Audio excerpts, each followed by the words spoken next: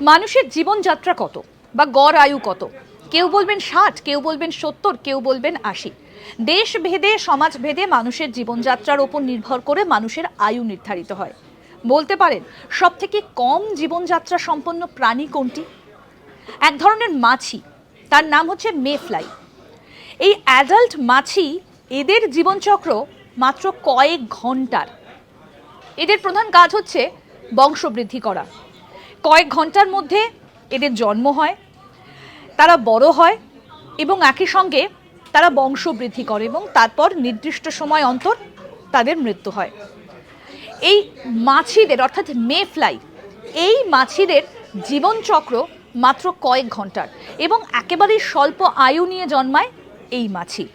এরাই হচ্ছে পৃথিবীতে সবথেকে কম সময় বেঁচে থাকে এবং একটা প্রতিবেদন বলছে মাত্র কয়েক ঘন্টা এই অ্যাডাল্ট মাছির জীবনচক্র।